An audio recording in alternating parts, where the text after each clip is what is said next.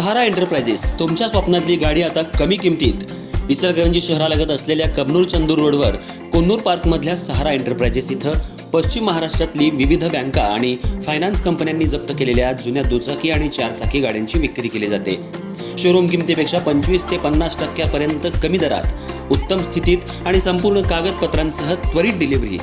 दुचाकी 20,000 पासून पुढे तर चारचाकी 50,000 पुढे. आपल्या पसंतीची कार किंवा बाईक आता अगदी परवडणाऱ्या दरात घेऊन जा. विश्वास, पारदर्शक व्यवहार आणि उत्तम सेवा हेच आमचं वैशिष्ट्य.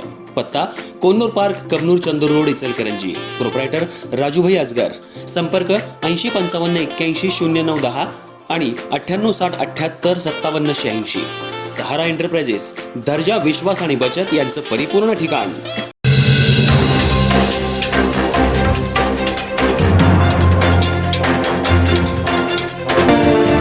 पंचगंगा, कृष्णा, वारणा या नद्यांमुळे इचलकरंजी, हातकणंगले, शिरोळ तालुक्यातल्या बहुतांशी गावांना पुराचा फटका बसत होता. विशेषतः इचलकरंजी शहराला याची जास्त झळ बसत होती. या अनुषंगानं जागतिक बँकेच्या सहकार्यानं पूर परिस्थिती नियंत्रणासाठी महाराष्ट्र रेसिलियन्स डेव्हलपमेंट प्रोग्राम अर्थात MRDP मधून 2,240 कोटी अर्थसहाय्य जागतिक बँकेकडून घेण्यात येणार आहे. या निधीमधून केवळ इचलकरंजीसाठी 450 कोटींचा निधी मिळणार आहे. हा निधी मिळवण्यासाठी खासदार धैर्यशील माने यांच्या माध्यमातून शिवसेना जिल्हाप्रमुख रवींद्र माने यांनी विशेष प्रयत्न केले आणि आज मंत्रिमंडळाने याला मंजुरी दिली. एकूण 3,200 कोटींचा हा प्रकल्प असून 960 कोटी रुपये राज्य सरकार उपलब्ध करून देणार आहे. त्यानुसार या प्रकल्पाचा आराखडा तयार करण्यात येतोय. महाराष्ट्र प्रतिसादक्षम विकास कार्यक्रम अर्थात MRDP राबवायला अधिकृत मंजुरी देण्यात आली आहे. हा कार्यक्रम प्रामुख्यानं आपत्ती व्यवस्थापन बळकट करण्यासाठी आणि पूरप्रवण क्षेत्रांमधील नागरिकांना दिलासा देण्यासाठी आखण्यात आलाय, अशी माहिती शिवसेना जिल्हाप्रमुख रवींद्र माने यांनी प्रसिद्धी पत्रकाद्वारे दिली आहे.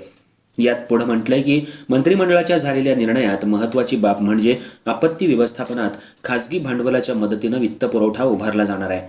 याला जागतिक बँकेकडून 165 कोटींचा अतिरिक्त निधी मिळणार आहे. या अर्थसहाय्यातून आपत्तीचा फटका बसलेल्या नागरिकांना गृहकर्जात सवलत देण्यात आली आहे, असं माने यांनी पत्रकात म्हटलंय.